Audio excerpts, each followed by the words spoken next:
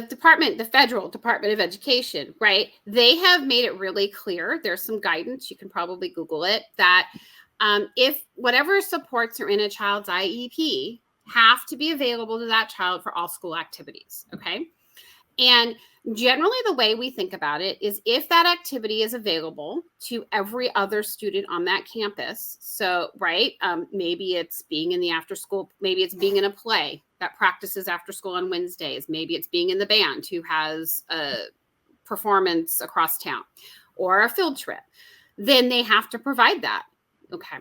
Now, if, for example, your child wants to be on the basketball team, they still have to try out like every other student, right? They don't get to be on the basketball team just because they have an IEP. But if they try out and make the basketball team and your child needs those supports, they have to provide that.